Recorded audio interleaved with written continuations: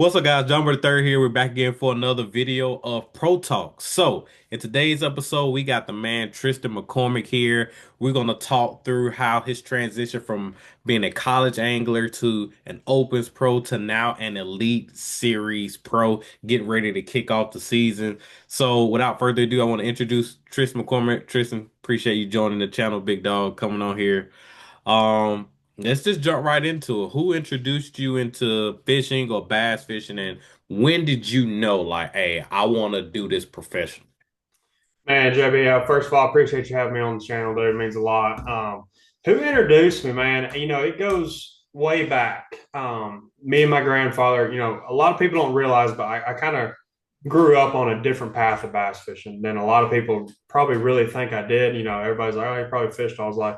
I grew up riding horses all my life. And we had a big farm. We'd get home from a horse show, and I would always, always, always want to go fishing in our pond on our farm. And my grandpa would always take me. And man, every weekend we get home, I'd want to go to the pond. He'd take me. We'd go out there on a little Pelican pond crawler, them old school paddle boats, man.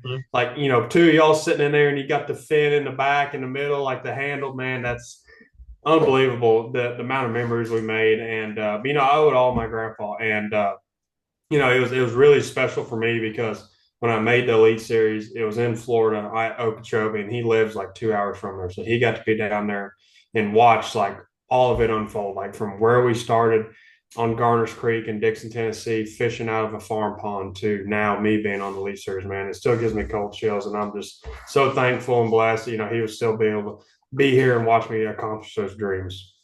That's awesome. So, like, to go from riding horses to bass fishing got to be two opposite extremes. Like, that doesn't even match up. But I mean, the only thing that really matches up there is just like you wanted to be on the outdoors and stuff like that. I know you're an avid hunter and stuff like that too. So, tell us like so when did you know like I want to do this professionally? Like what bug bit you and said this is it? Man, honestly, like I keep going back to the horse deal. So fast forward, I was born and raised in Dixon on Garner's Creek. We moved away to Oklahoma due to horses. Mhm. We came back to Tennessee, and I joined. That's where I went to school at Dixon County High School. And I'm sitting there one day at lunch, and the intercoms, they come over, give you all the what happens after school, all the announcements and stuff. And they're like, Dixon County is having, starting a fishing team, a bass fishing team. If you would like to join, go by the cafeteria after school. So I'm like, heck, I'm gonna go over there. So I went there. Long story short, signed up for the team. I knew nothing at this point. Like I just knew I love fishing from the bank.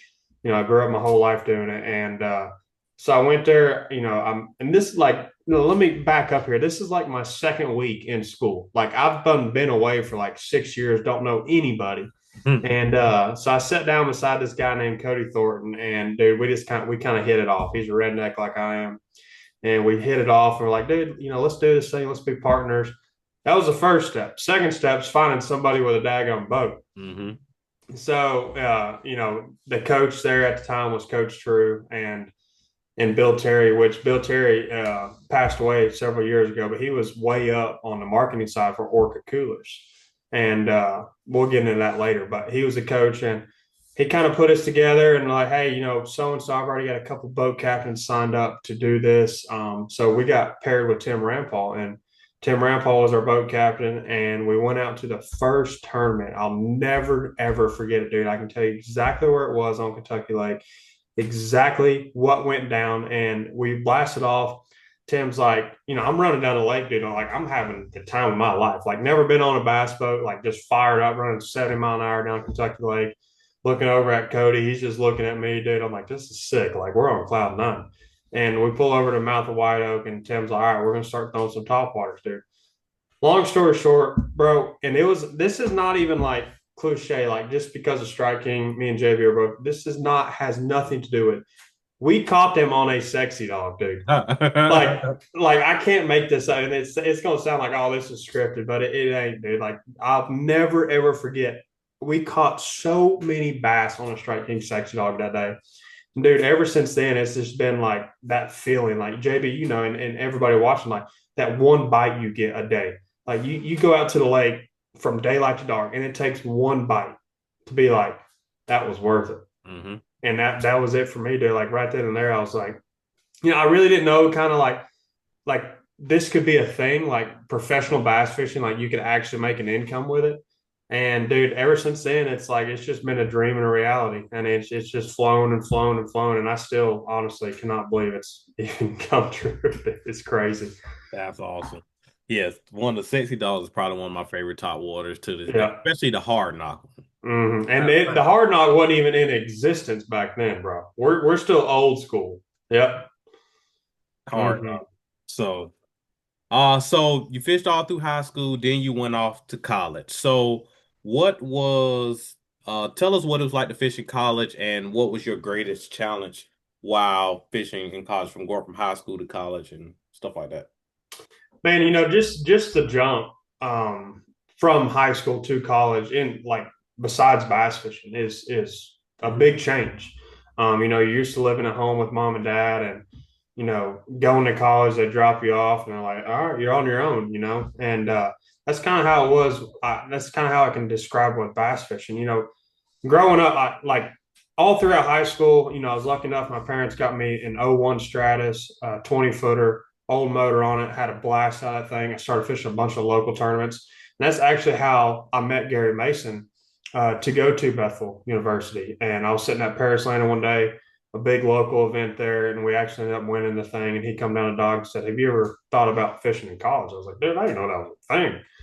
And I'm like, heck yeah, I'll go. So I went to Bethel, but making that transition from high school to college, like I said, you're on your own, living alone, everything you're doing on your own. And bass fishing, man, like it was such a big jump from high school to college. Because when I was in high school, there really wasn't like, nowadays there's 400 teams in a high school national championship. Hmm.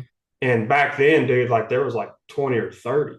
And like you go to a high school event and you might be lucky to have 10 to 12, 13, 14, 15 boats. Hmm. So I didn't know like the caliber. Like when I got to college, like, dude, we went to the first tournament on Toledo Bend in 2017, and I show up and there's like 200 boats there. I'm like, dude, this is the most boats I've ever seen. So like not just the living aspect of it, traveling. Like I grew up, traveling's nothing to me. I've like I said, I've grown up my whole entire life riding horses. I've been to 47 states by the time I was 10 years old. Like traveling's nothing to me. It's still nothing to me. But like just going out there on your own, figuring out those lakes, going to a new body of water that you've never been to. One, figuring out how to break it down. Hmm. Two, figuring out how to navigate the water. Just imagine the first tournament you've ever gone fishing college is on Toledo Bend Hmm. in the national forest on a water. Like you can tear your stuff all to pieces. Like so, just figuring that out, breaking down the lakes, knowing how to navigate. Time management, how to practice. You only got a certain amount of days. You lead it into the tournament, dude. Like this is stuff like, and that's what I love about bass fishing because you're learning every single day. You're out there on the water. Like I was out on Kentucky Lake today, dude, and I caught them on a bait that I ain't caught them on in years. Like it don't even get talked about no more. And we smashed them. And that's like what I love about this sport so much is because it's always changing, it's always evolving. Not with just with technology, but with baits, with rods, with reels, with lines. And that's the cool thing about it. But like I said, I'm getting way off topic here, but the high school to college transition was huge. Just and only way I can explain this is like you've grown up. Hmm. You made it to the big leagues. You're out there on your own, you and your team. And if you can get a couple of people you can trust, and this is way outside of college too, bass fishing. Like you get, a couple local guys around your lake, you guys kind of click and bind together, and you can kind of break down that lake throughout the week to lead up to a local Saturday tournament. Hmm. Like JB, you're out there one day on a Monday. I'm out there Tuesday. Hey, dude, I caught him on a hybrid hunter. Hey, I caught him on a thunder cricket. They're kind of on secondary transition points. Like you can use that anywhere, not just on the national level, but local level as well. And that's just something that took me a long time to realize. Making that transition from high school to college and trusting the people you're around and going out of your way to kind of meet people and learn from a lot of other people. Because there's so many, not just in high school and college and the elites, the opens, BPT, you name it, the local level, dude. There's so many good local sticks. Hmm. Like I know several local anglers here around Kentucky Lake, I can promise you would absolutely murder on the elite series. And it's just you learn so much, you gather that information, your head's constantly spinning. And I mean, I'm just rambling on here, dude. I can talk about this all day. It just fires me up. But So, it was a big jump.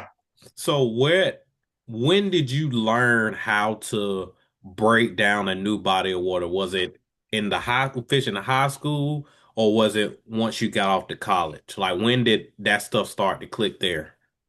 It was definitely college. High school, you're just kind of you're getting kind of I don't mean this in a bad way, but you're kind of getting led around in high Hmm. school, right? In college, like I said, you make that jump from high school to college, you're on your own and you start figuring stuff out on your own. And I really figured out how to break down a lake, probably, and this is going to sound bad, probably my last year of college. Hmm. Because in college, we're on the school's dime. I'm running 80 mile an hour down the lake, burning school money in my boat, like just living on life, like no worries in the world. But like the last term, and that's literally when I won the bracket on the Alabama River. I think it was 2021, I think. It's when I won the Bassmaster college bracket. Like, dude, I actually had it like dialed in. I Hmm. got on this sand flat deal. I could run down the lake and be like right there, and I'd roll over there, sexy dog, smash him. I got the sexy dog hanging right there on the trophy. And dude, like ever since then, it's like it's really not that hard. We just make it hard on ourselves Hmm. because we go out there, start practice on a body of water you ain't been to in a year, 5 years, never been there in your life. We got 30 rods on the deck, Yep. anything from 25 foot of water to 5 inches of water. Yep. And like if we just keep it simple, and that's something I've learned, like when I'm out there in my man cave in my shop, pre-rigging for a tournament, like I'm tying on stuff that I think is going to work. And I'm one of those guys like I'm either going to catch them on the stuff I have tied on for pre-practice, or I ain't going to catch them because like I don't want to get like real spaced out. Get Hmm. dialed in on one or two things and just really zone in on an area of the lake and then go from there. But dude, it took me a long time to realize how to break down a lake for sure. Yeah. So what piece of advice that you could give a high school angler, maybe transitioning to college, or I mean, even some of your weekend guys who don't really venture out often, but every now and then they want to. What's the best piece of advice you can get them to wanting to break down a new lake? Do what you're confident in. Don't go try to do something because you watch something on YouTube, a guy catch him on a minnow, Hmm. out in the middle of the lake. If you're not comfortable doing that, if you're comfortable with dragging a Carolina rig on points, go do that. Hmm. Because I promise you, somewhere on that lake, they're biting what you're confident in doing. And that's the biggest thing I can say, and it's getting crazy what's happening in the bass fish world. All the JDM stuff, all the dice stuff, all the fuzzy, the minnows. Do what you're comfortable with. I promise you, Bubba. I smashed them today on something that ain't been talked about in 30 years. It costs $3 on Tackle Warehouse and That's great. smashed them. I'll tell you after. I can't say it, dude. I'm That's so great. jealous. All right, so you kind of teased at this, talking about fishing, about winning the college bracket. By doing that, you had the opportunity to go fish the classic. Tell us about that first experience. Dude, it was like, and I've told a couple of my buddies that have made it recently. I'm like, boys, it's a marathon. It's a 10-day deal, but it feels like it goes away in 10 minutes. Hmm. Like it happens so quick. And my first one was at Hartwell. And, I go out there leading up to it. Of course, I'm running around and, what Bassmaster provided me a brand new Toyota Tundra, a brand Yep. new Nitro bass boat, Hmm. and a lot of money to go compete on opens, wrap the whole 9 yards. Dude, I'm like living on cloud nine. Yep. And I'll never forget, I go out there day one of practice at Hartwell, and I'm putting in, there's Swindle, there's Lee Livesey, there's freaking everybody that you look up to and watch on Saturday mornings on FS1. You Yep. watch on YouTube, the Poliniks, the Scott Martins. I mean, the list goes on and on and on. And I'm putting in beside these guys, and they're looking at me like, who is this little twerp? And I'm like, hey, hey, try not to fanboy. Like, hey, dude, can I get an autograph, man? Yeah. And dude, I'll never forget, man. It was just unbelievable. That week flew by so fast. And I told myself, like, the competitive side of you always wants to try to win, right? Hmm. Hmm. But I told myself going into that, like, this could be the one and only classic I'll ever fish. You Hmm. don't know. You don't. We're not promised tomorrow. Good Lord has a plan for every single one of us. We are not promised tomorrow. Don't even know if I was going to make it to another one. And I wanted to enjoy every single second of it, even throughout practice. Like, dude, I'm riding around. I ain't shaking crap off. I'm catching everything that bites my stuff. That's right. I'm having fun, dude. And I caught the crap out of them in the tournament too. But I'll never forget, JB, when they rolled them curtains open at Hartwell. Boy, man, if you would have had a heart monitor on my heart, boy, that sucker was about to pound out of my chest. Wait, that's the one Christie won, right? Yep, Oh Kristen won. yeah, that's right. Yeah, and Kyle Welcher was smashing them too. It was a real close call at the end of it. Yeah, that's right. Yeah, dude, I'll never forget, bro. And I was like, I was backstage with all them guys, like in the weigh-in lines, and like I went back there in the boatyard the final day, and everybody's kind of gathered around a Christie because Yeah. that's one thing I'll say too. I hate that who Hmm. wins the classic. Like we all knew Easton won. I mean, like you get back to the ramp to check in, like, oh, this won a freaking Bassmaster Classic. I wish they would cancel that the final day to Hmm. make it more like what's about to happen. Hmm. And dude, I was back there in the boatyard with all them boys, and it was just the experience of a lifetime, dude. And like I said, I just wanted to enjoy every single second of it. Anything from, the registration meeting to the night of champions with my wife. And like, dude, we just made so many memories and it was unbelievable. So from there, winning the bracket, you fished the open. I mean, you fished the classic, then you jump in the open. So those were your first set of opens you ever fished at that point?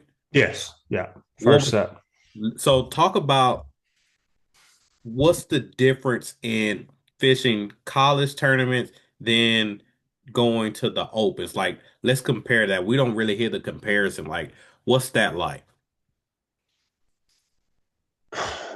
I kind of said it earlier with college, you're running around, you're living on cloud nine. Hmm. You're running around on school's money, school's gas, school's lodging. When you go to opens, dude, it's these boys mean business. Hmm. I mean, because they're not out there having like running around on somebody else's dime. Like it's all fun and games are over at that point, right? Like it's all business.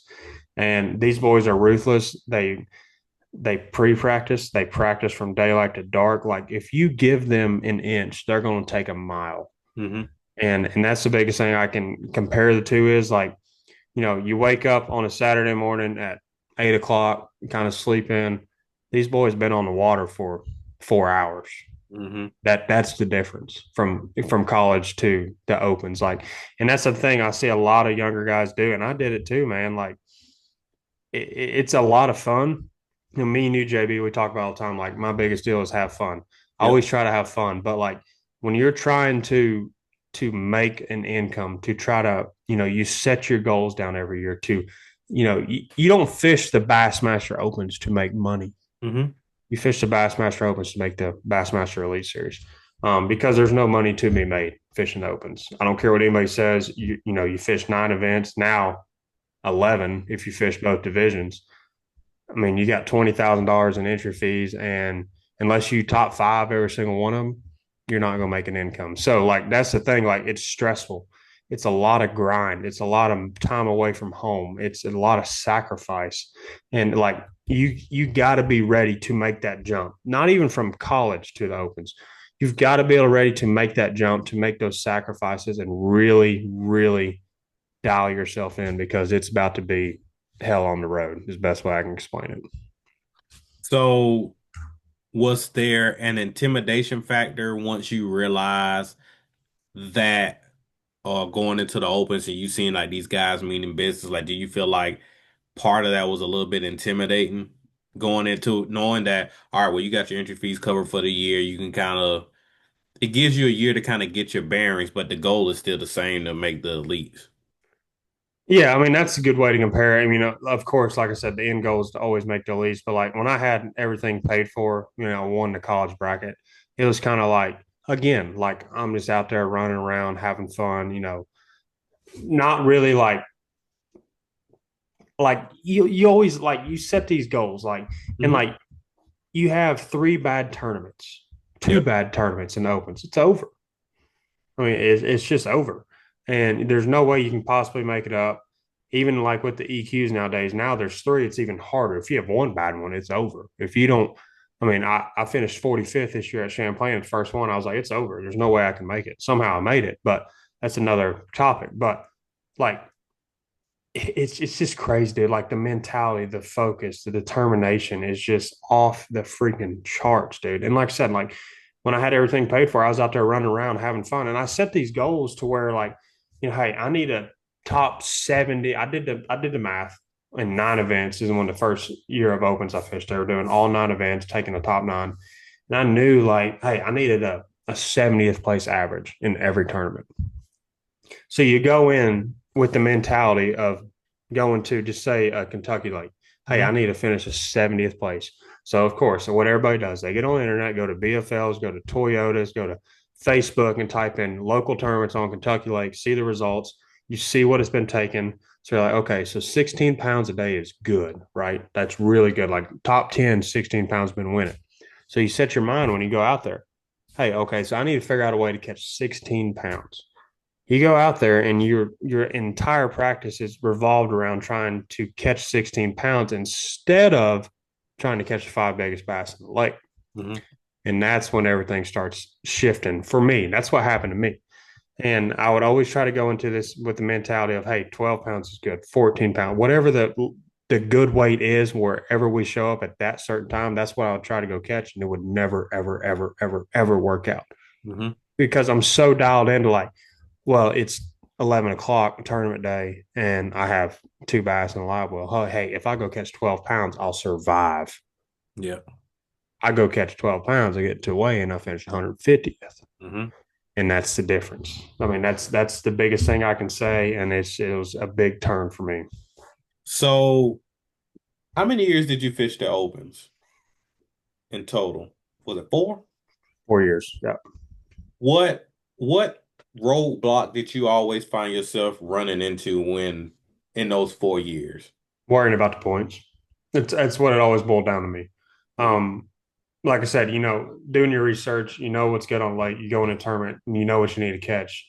Instead of like not looking at any of that Hmm. and just kind of rolling with the punches. I like, dude, this year, like it was the best year I've ever had. Like on paper, I cashed a lot of checks, had a lot of good finishes. Yep. I would never look at any of that. I wouldn't worry about the points. It could be 12 o'clock, dude, and I ain't got a bass, and I'm not stressing at all. Like that's the biggest change that happened to me was this year doing that, not worrying, doing what I'm good at, doing what I'm comfortable with, doing what all I can do to go catch all I can do, right? Not run around like a chicken with my head cut off, have 97 rods tied on the deck. I have my rods. I know what I'm going to do. If they don't bite it, it is what it is. It's just not meant to be. And that's what I really dialed myself into doing this year, and it worked out in the long run.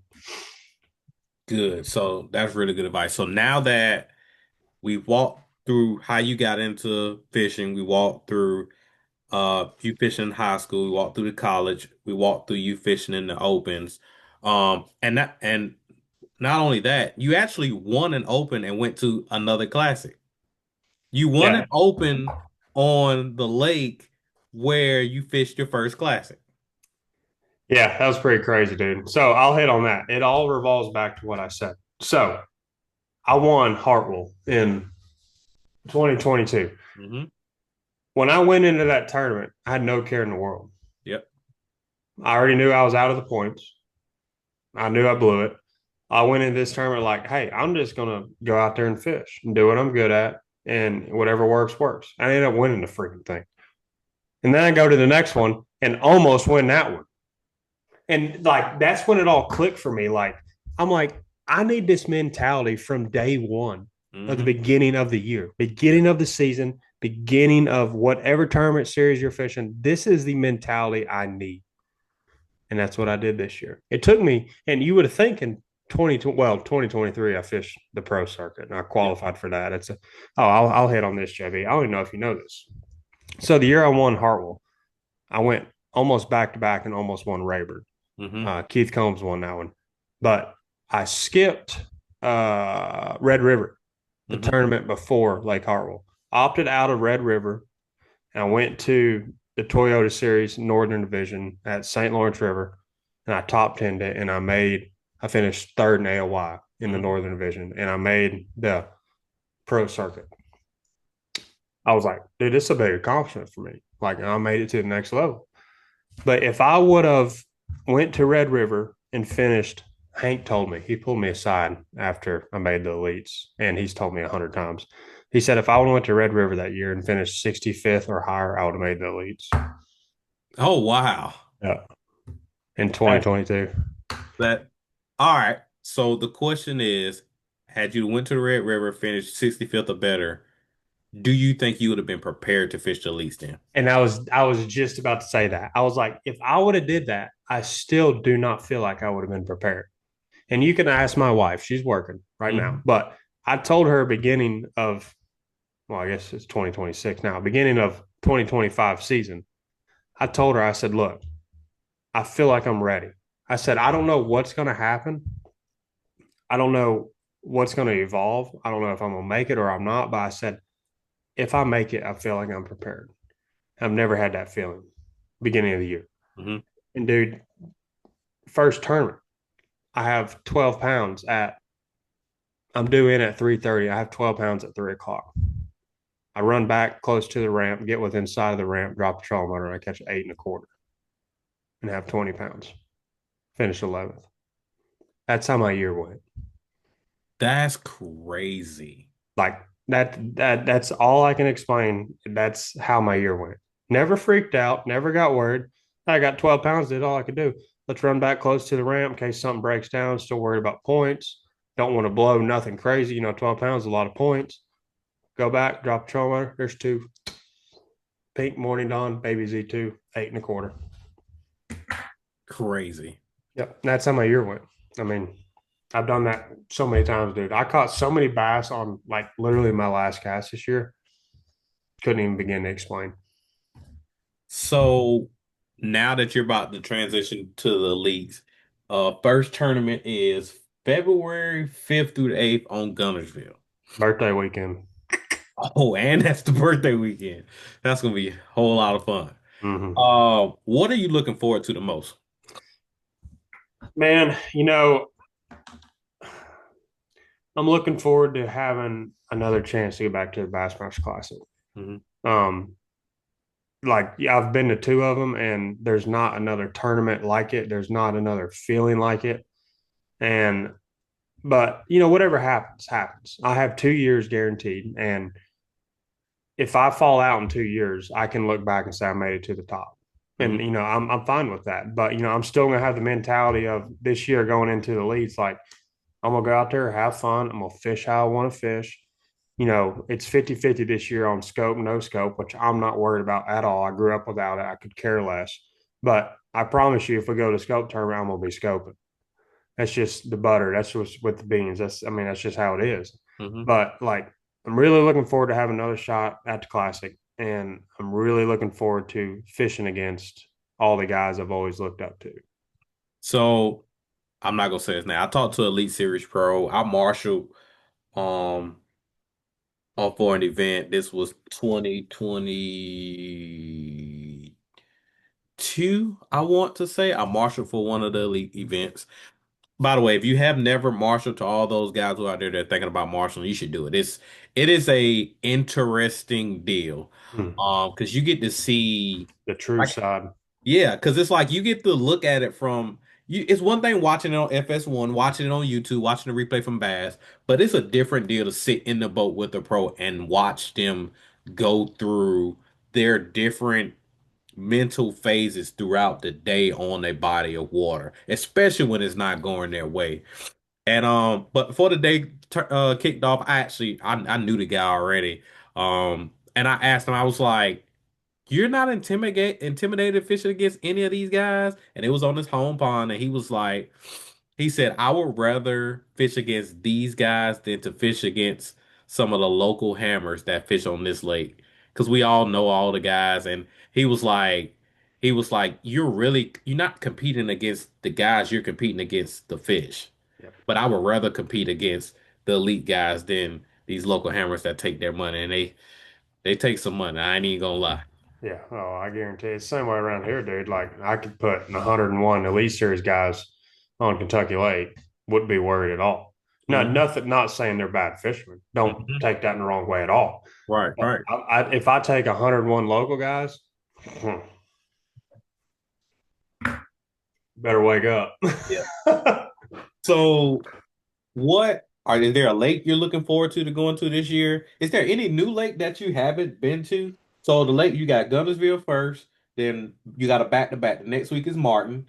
Then you go to Tennessee Tom Bigby Waterway, you go to Arkansas River, you come Murray, Santee, Pasquotank, Champlain, St. Lawrence. Any of them that you haven't fished before? Only one I hadn't fished is Pasquotank. Okay. But I'll go pre-practice it. I'm traveling with Cody Myers, Justin Blaylock, so Yep, they yep. went last year. So we're gonna have our little group. We're gonna share everything. That's this is what we do, and I know these guys really really well. Some of my best friends, and but I mean I'm not worried about that one. What I'm really looking forward to is Champlain without live scope. Yeah. That's gonna be interesting. And So you got Guntersville, no live scope. Tong Bigby, no live scope. M- Murray, no live scope. no, it should be Santino live scope. That's right. Yeah, yeah, yeah, yeah. Santino live scope, and then Champlain no live scope. Champlain, no live scope. All right. So let's just put this out there. People say Tristan, oh, he's a scoper. When you hear that, what does that make you feel like? Because you're one of the younger guys that like came up with it. Not, I won't say came up with it, but you're one of the younger guys and you kind of get lumped into that Yeah. bucket. Like, how does that make you feel? I mean, it really don't bother me, dude. I mean, it's social media. You know how it is. Mhm. I've kind of learned that over the years. Like, I see I see people writing stuff on my post that they would never say to me in person, Mhm. face to face. Mhm. And that's something for like people watching. Like don't even waste your time with these keyboard warriors. Like Yeah. they're commenting something on your stuff, dude. Just ignore it. Who cares? One, they're 99% of the time they're jealous. Two, Mhm. they can't do what you're doing. Three, they just want to be you and like live through you. Like and they want to get you riled up because like they feel like they're doing good by getting you riled up. Don't even waste time doing it. Mhm. But yeah, I do get brought into the equation with the young live scopers, which is crazy because I'm like 10 years older than these kids. I mean, it's crazy, dude.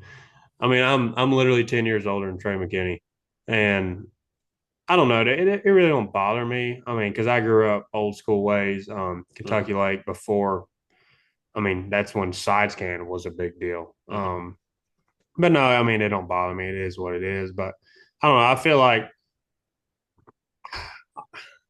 these boys, and it's not even the scope. Yeah, really good at it, right? Like all these kids are really, really good at it. But I'll tell you more importantly than anything is why they're so good Mhm. because of Yeah.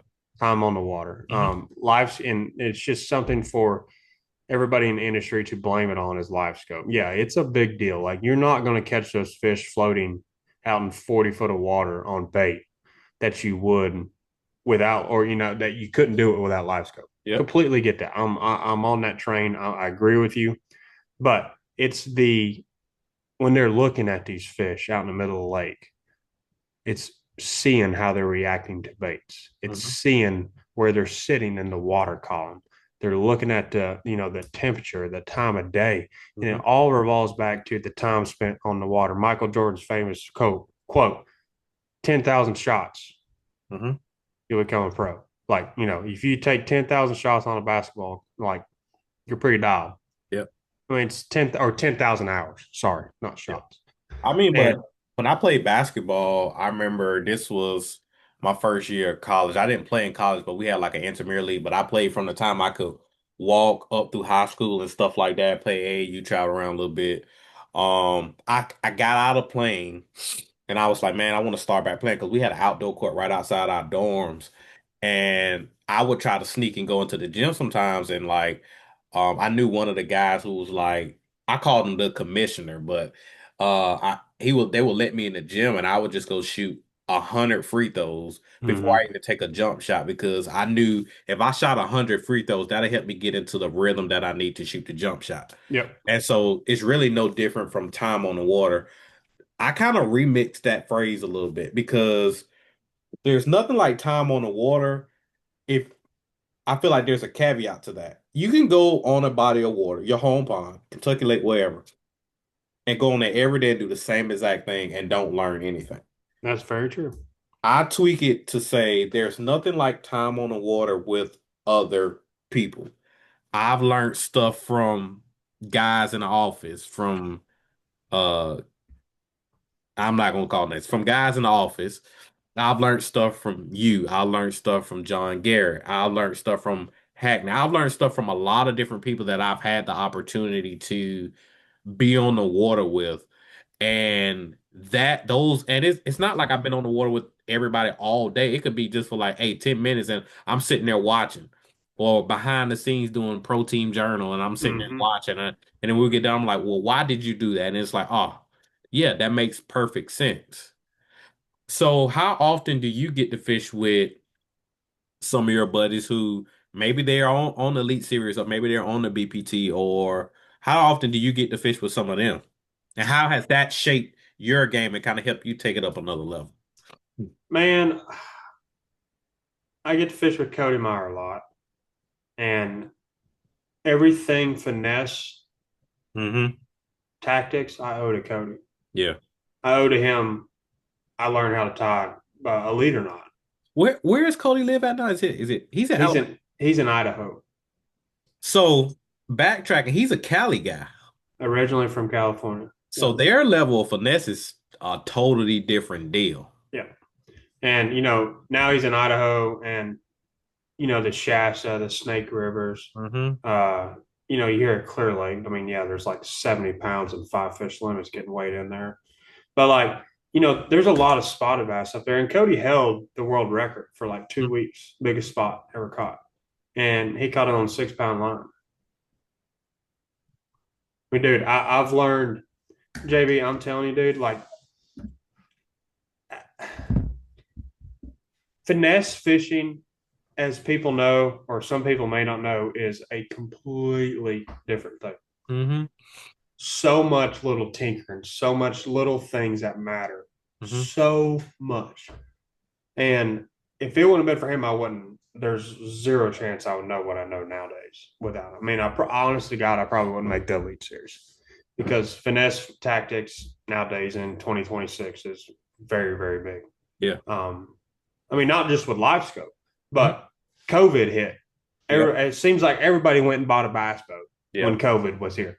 The pressure on these lakes, like, the days of throwing a 6XD on a 25-pound line are gone.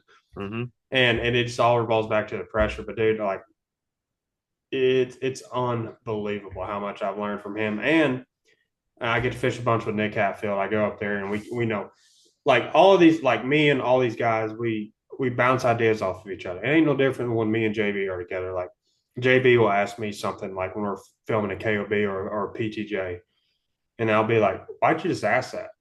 And then he'll be like, "I do X, Y, Z." I'm like, "Never thought of it that way." And then it all revolves back to what I said at the beginning. Like that's why I love this sport so much because you can learn so much. Mm-hmm. You fish with the same guy your whole life, odds are you're probably not going to learn that Mm-hmm. much. You're going to, like you said, JB, you're going to go out there Monday through Saturday on your home lake and do the exact same thing, the exact same time of year, and hit the exact same places. Like, and that's all fine and dandy. There's absolutely nothing wrong with that. I mean, I promise you, the boys that do that, they're going to catch them. They're 1 month out of the year. Like, they're Mm-hmm. going to take your money because they've Yeah. done it so many years in a row. Like, going out with Hatfield, like the way he fishes and I fish are completely different things. Like, dude, we went out 2 years ago and we got so dialed in on live scope, just a little bitty tinkering stuff, settings, what the water column is. It's like just messing with transducer angles, pitch angles, like how the trolling motor set on the boat, where the transducer is on the boat compared to the water. Like, Mm-hmm. and we left there at the end of that. I was there for like 3 or 4 days, and we was like pretty dialed. Mm-hmm. And I mean, that's the cool thing about it. Like, everybody's like, "Oh, I wouldn't take that guy out there showing my holes." I mean, I get that. It's all fine and dandy, but that's kind of irrelevant because your holes are. It's not like it was back in the early 2000s. A guy had a honey hole. He legitimately had a honey hole. Mm-hmm. There ain't no such thing as a honey hole nowadays. It's who can you outfish, Mm-hmm. in my opinion. So when it comes to like, I remember we were on, where was it? I want to say we were on Orange Lake. That was the first time we got to Florida for that mock. Mm-hmm. And you was like, hey, let me do this to your grass. I'm like, all right, then he do. And I was just like, wow, like, and ever since then, like at that point, I was just getting to embrace the live scope a little bit. We went to Russo that one day. I was mad as all get out because everybody around me was scoping, and I'm like, I'm doing the same exact thing, and they're not touching it. And I was so angry. I, Yeah. I was mad that day, boy. I ain't gonna lie. But now I remember I was like, man, I'll never throw a minnow. And then I find myself, I got a minnow, I got two minnows rigged up on my boat. Well, I'll be seeing them Instagram posts, catching them on that minnow, boy. I'm like, something is happening here. Like, it's just like this ain't, but like for me, it's if when you're competing, even like I'm competing locally, like at some point you're like, I'm tired of getting my butt cut. I gotta figure out what I gotta do because I'm about to cut some butt. And it's like, in order for you to evolve as an angler, like you gotta get outside your comfort zone. I love fishing the jig, the hybrid hunter. I love flipping. Like that is me throwing a crankbait. Like I'm old school as it gets, but it's like at some point you have to be like, all right, I got to make a change because what I'm doing here is not working. Oh, it has its moments when it works, but it's time to make a shift here. And I'm gonna interrupt here because I was that same person in the opens in 2024 when you were in your team partner were filming a KOB on Santee Cooper of me. Like that year, dude. Like I wanted like I was like I ain't I had live scope, I had all this, and yeah, I did good in some tournaments, but like we go to Santee, dude. Like, hey, they're spawning. I'm gonna skip a wacky rig. I'm gonna sling a freaking thunder cricket underneath the cypress tree. I'm gonna do what I want to do. And lo and behold, guess what happens? I get my freaking teeth kicked in on live scope. Going into 2024, is that right? Yeah, 2024. Yep. I was like, no, it's 25. Yeah. That tournament was 24. Yeah, going into 25, I watched freaking Cody Meyer make the Bassmaster Elite Series in 2024. He's literally one of my best friends. And we traveled together that year. And I looked at my wife because she was there and I said, I can promise you next year I will live scope every single tournament. Because I mean, it revolves back to like, hey, you got to get out of your comfort zone. You've got to do that. You go to a Santee Cooper and live scope, you can use live scope. You can probably guess what's going to do really good in the tournament. Mm-hmm. I mean, that's just the facts. I mean, I don't care what anybody says. You could hate it, you can love it, you can be in between. But like, if live scope's available, I don't care if it's in 5 foot of water. These boys are gonna catch them on it. Mm-hmm. And it revolves back to what you say. You kind of got to get out of that comfort zone. You got to figure it out and quit donating your money, Yeah. or just keep donating your money. It is what and, it's whatever you want to do. I mean, it's completely different fishing on a high level. Yeah, that's what I'm about to say. Like, once you paying $150 on the weekend, like that's one thing. But once you start paying tens of thousands of dollars to fish Yeah. tournaments, it's like, Yeah. And again, it's like I said, like, your weekend guys, the guys that pay $100 a weekend and that do the same stuff January through December, they're gonna have them a month where they're gonna take everybody's money. Yeah, But the other 11 months, they're gonna be donating that's right. because they're just stuck in their ways. And then like there's nothing wrong with that. What's that? Everybody that's listening and watching, like nothing wrong with that. If that's what you want to do, I love it. I'm all here for it. But like if you're trying to make that next step, you've got to get out of your comfort zone. It ain't no different. JB, you've experienced it. It ain't no different in getting up in front of a conference room and speaking in front of people. You were nervous. I guarantee you, when you had to stand up and do that the first time, when you made that big step with Lewis, like it all revolves back to you've got to get out of your comfort zone, and then you'll get comfortable. It won't take long, I promise you. Yep. So So what technique, this is a good transition. So what technique do you usually resort to when your confidence is low and you're just not getting the bites? I'm gonna lock a thunder cricket in my hand and cover as much water as I possibly can. Dude, that's just I've caught so many bass on that thing. And yes, like I'm not just gonna sit here and be like, all I throw is a thunder cricket. I do throw a jackhammer. I'm Mm-hmm. not gonna lie. I mean, everybody knows that. I mean, they're 17.99. You got them in your boat. Everybody at work, Strike King has them in their boat. But I'll tell you this: the thing with the thunder cricket, it is a completely different action compared Yep. to the jackhammer. Yep. Completely different. And Yep. there is times and places that, and I've done it 3 times this year or past year, that I would throw a jackhammer, wouldn't get bit. I would pick up a thunder cricket, Mm-hmm. load the boat. Mm-hmm. And like that's just something I have a lot of confidence in, especially on grass fishers and even on fishers that don't have grass. You know, certain time of year you can go down the bank, fly down the bank. Yep. And I'll tell you right now, like with the leads to BPT, you watch these guys. Well, it leads her this year with the 50-50. But you watch the BPT, the three or the 1 period of scope. Mm-hmm. What happens after the scope period? What do they have in their hand? A chatterbait and a Cinco. Mm-hmm. That's all you need. Yep. And like that's my biggest confidence deal is just flying around, slinging that thunder cricket, and boy, there ain't nothing like it. Just he hauling them over the boat, hitting them Mm-hmm. with everything you got. Yep. So what areas of your fishing game do you feel like you need to get better at? Hmm. Oh no, hey, you'll like this one. I need to get better at sight fishing. It's Hey, one of all jokes aside, though, JB got to watch me get my absolute teeth kicked in filming a KOB on Santee Cooper.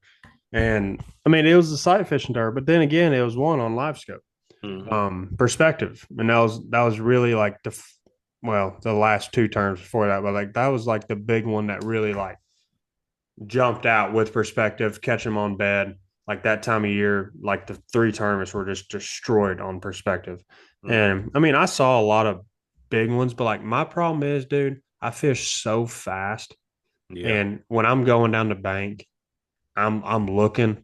I'm like, oh, there's a 5 pounder. While I'm going 4.67 miles an hour past her, and I Mm-hmm. hit my trolling motor and blow mud all in her. So Yeah. that's something I've got to get comfortable with, and it all revolves back to like that's something like I've never got to really like grow up doing on Kentucky Lake. Like I've maybe seen 5 bass in my entire life on Kentucky Lake with my eyes on bed.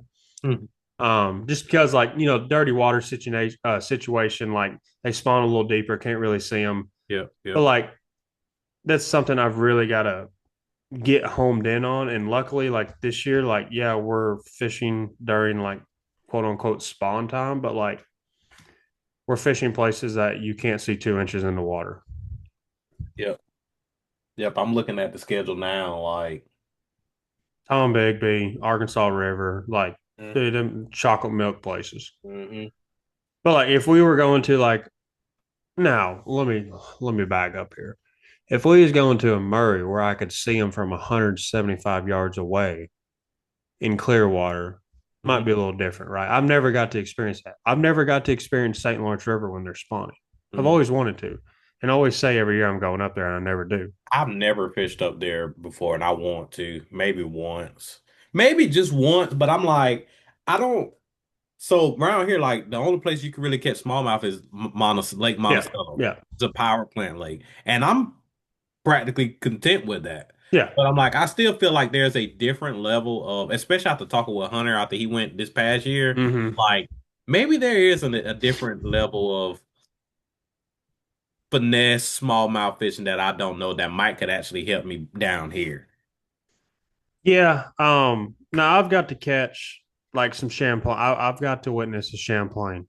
But I'll say this, like the Champlain spawning smallmouth are completely different than the St. Lawrence because like from what I've heard, I've never experienced it, but like even I've talked to Cody, a lot of big time names, and like they're like, dude, if it's calm, like no wind, you could be like on pad running 40 mile an hour and be like, oh, there's a bed, spin the boat around, tonk, catch them, roll on the next one. That's crazy.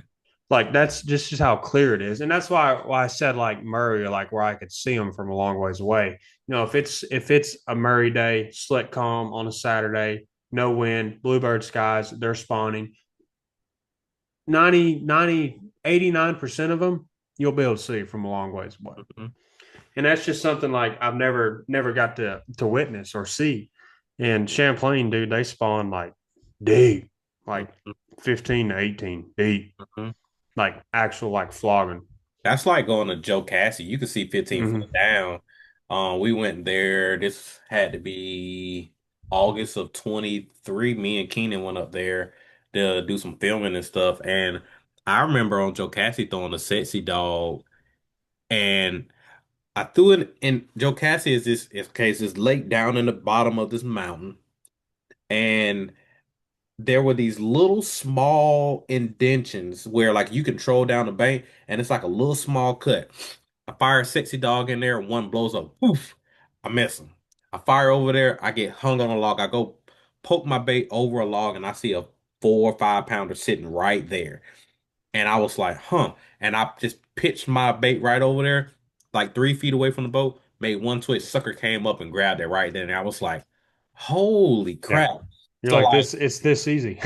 yeah, I'm like, yo, like I'm not used to like that water there is a different level of clear than what I'm used to down here with some of the other different lakes. Yeah, exactly. So, what technique do you feel like you the best at? That you feel like, oh, this is what I'm good at for sure. Well, I feel like I got two of them. I'm gonna go with the drop shot Yep. first of all. Hmm. Back to the finesse tactics, just because I've learned so much from Cody. Yep. I feel like I can catch a bass in 2 foot of water on a drop shot Hmm. anywhere in the country. Secondly, I'm gonna say like offshore fishing without live scope, Yep. without live scope, Hmm. like TVA ledges, side scanning them, down scanning them, turn around, freaking catch them whenever it casts. Like that's my bread and butter. Dude, I've grown up doing that for years and years and years on Kentucky Lake, and there's nothing like it. And if I can't catch them winding a crankbait, guess what my next cast is? The drop shot. Hmm. I mean, that's my 1-2 punch for me. So, of course, everybody knows on my channel, I get into the rod reels. Like that's my wheelhouse. Everybody that knows me knows like I'm a rod and reel junkie. So, give us your drop shot setup. Oh, wait, Uh, hold on. Let's go back. Give us your drop shot setup and your minnow setup. why you want to know my minnow setup, dude? Well, so I've been turned on to, I think you mentioned this rod to me before, the six don't nine. don't say it yet. Okay, hold on. So that rod, Tony told me he was like, "Hey, try this rod out because we was going to send somebody a minnow rod, and he wanted me to try it out first. I'm thinking a medium fast, like because that's just what I like. And then I messed around with that other rod. I've been messing around with that other rod for about a month and a half, and I'm like, this is the deal. And I meant to text you and tell you about that because that's what you've been using. I was just like, uh-huh. Yeah, I probably got JB probably 40 of them in the shop. Minnow setup, LFS 6'9", medium light. Yeah, That's my baby. that's a bad boy. And dude, like the people listening or watching, like a 6'9", but like the way when a fish bites a minnow on that rod, Hmm. the way one it loads up, the way two how much backbone you have in that rod. Hmm. If you're throwing 15, 17, 18, 20 pound line, dude, you can hit them with everything you got. Yep, And that rod is absolutely perfect yep. for a minnow. And I don't care if you're throwing a half ounce, 3/4 ounce to an eighth ounce, 7 inch minnow to a 3 inch minnow. Like that rod, dude, I have tried every spinning rod we have, and that one right there is like that's the cream of the crop, in my opinion. Now, other people might think differently, but like that's my that's my baby, dude. Gosh almighty. I'll never forget the first time. That was the first JB, you weren't even over at Lose yet. That was the first sample of the LFS spinning rods. I Mm, had that thing and I broke it 2 years later, and I could have cried. I broke it at Leech Lake. I'll never forget. I broke it at Leech Lake in 24 when I top 10 on that freaking rod on his E2. hmm And I got in a hurry because they were trying to do pictures, top 10 pictures, and I was trying to get my drop shot rod out of the box, and I freaking shut the box and slammed it in the daggone box. Oh, I could have cried. And that was the only one I had at the moment, and they weren't even out yet. What was the other one? Drop shot. Yeah. Mark or Signature Series Mark Zona tube. Is it the tube finesse rod? Dude cracking. Tube cracking rod. So 7.4. I'm going the 7.2. No, it ain't the tube cracking. Then it's a seven. It's a seven. No, the all purpose is a 7.2. The all purpose is 7 footer. You talking about the power finesse. Power finesse. Yeah. Okay. I was about to say if you said the two cracking the 7.2, I was about to say I guess Lucas and them that got a hold of you. No, no, no, no, no. That's the I, little I fake like that seven. I like that 7.4, dude. Now it depends. I'll throw it on the all purpose Signature Series, a 7 footer. that's my favorite. Yeah, like, dude, I got two drop shot setups. It's the 7.4 Signature Series Zona rod and the all purpose Zona rod, Mhm. 7 footer. Two deals I do here. If I'm like fishing heavy cover, brush piles, stumps, I'm throwing the 7.4. It has a little more backbone, a little bit longer. Because usually, like if I'm doing that, I'm like half ouncing, basically. Okay. Okay. Half ounce weight. You know what I mean? Deeper, I assume. Yeah, way deeper. You're that 20 plus foot range. Mhm. It's a really, really, really good drifting rod on St. Lawrence River. Okay. Um, I love that rod. But like my other setup is like if I'm kind of bed fishing, hmm quote unquote, going down the bank, pitching that cover, going down the edge of a grass line, I'll go to the all purpose rod. Yeah. A little So more shorter, compact, quarter ounce, 3/8 ounce, yeah. even, go down to the 16th ounce, 3/32 ounce drop shot weights. Like that's what I'm going to. A little bit softer tip. Yeah. I mean, dude, I love both those rods, man. That 7.4 though, dude, I got one. The one I have, I still throw it to this day on the wind grips. It's white. hmm There's no wind grips. hmm Like, dude, that baby has seen some miles hmm for sure. Yeah. I've Zona's all purpose rod has probably been my favorite drop shot rod. I'm looking over there. Um, Another one that has become very that I've really come to enjoy to fish with is the 7.2 custom light. That one I That's got one is that the all purpose or is that that is the 7.2 is labeled. What is it labeled? I here? forget I forget what that one is labeled. Let me But see. that rod there probably is my favorite, uh my second favorite. Tube finesse jig. Yes. So that rod is a tad bit. It's because Zona's rod is that extra fast action. That Mm-hmm. 7.2 is a little softer, but by the time you realize that they got them, like it's sensitive, but sometimes with those drop shot fish, you don't always feel it. And when they got it on that rod, like you got them suckers pinned dead in the roof of their Yep. mouth, and they're not coming off. But the issue the way I struggle at is if I go from that 7.2 custom light back to zoneless rod, I miss fish Mm-hmm. because of the difference in the actions of those two rods. So I have to kind of maybe mitigate that a little bit with tweaking of the drags and stuff like that. So, um, Yeah, it's last a power finesse. yeah, I'm looking at it. I yeah, couldn't remember what the heck it was.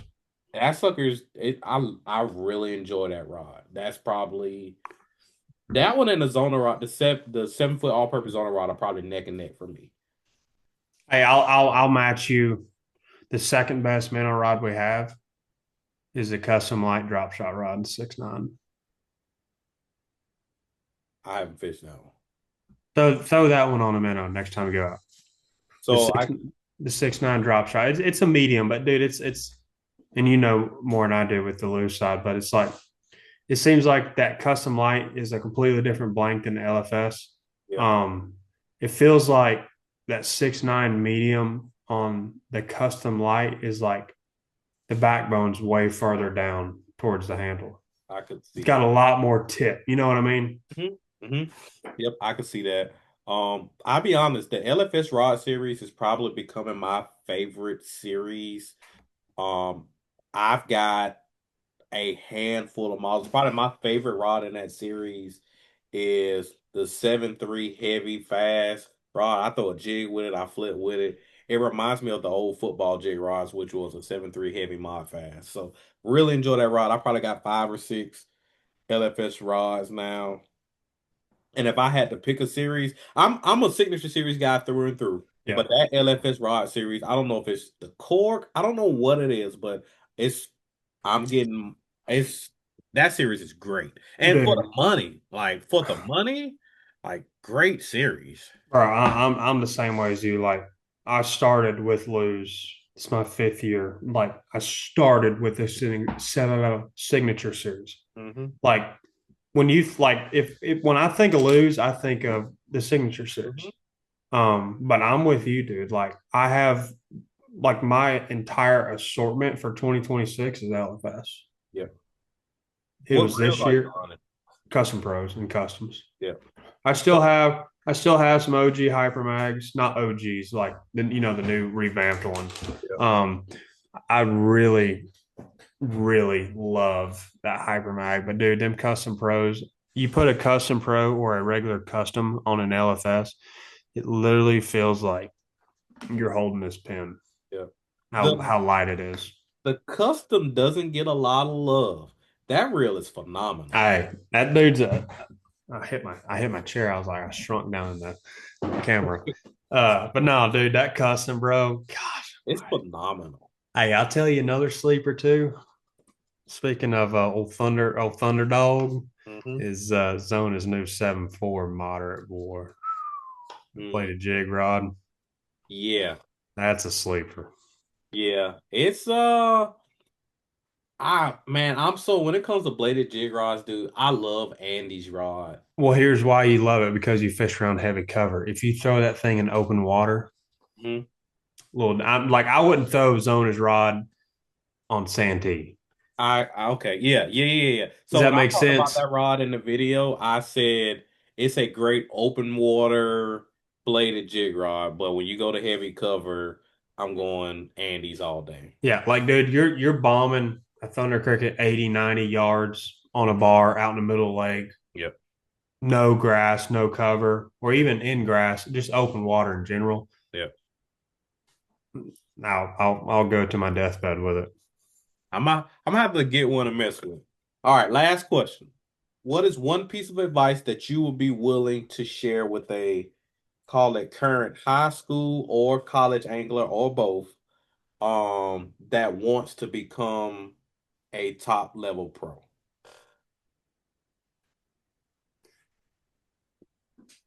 So, hmm, I'm gonna go a completely different route here. I'm gonna step away from the fishing side Hmm. because a lot of like nowadays, most younger guys got it right. They got the fishing side. They're all in tune with the technology and the fuzzies and the minnows and this and that. You've got to know how to present yourself Hmm. to a sponsoring because I promise you, I don't care how much money mom and dad's got, it's gonna run out eventually. Yep. You've got to know how to make a business out of yourself, how to present yourself. And I'll say this: I've seen it so many times. JB, you have too. Younger kids walk into the classic when we're in the booth. Hmm. ICAST. Hey, I'm so and so. I've won 17,000 national championships. Yeah.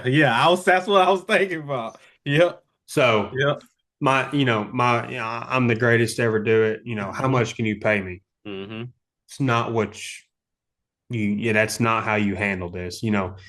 I'll say this, like learn how to present yourself. One, if you're in college, take public speaking classes Yep. because you're going to have to talk in front of probably the number one man in whatever company you're going to, Pure Fish and Rather, whoever. Yeah.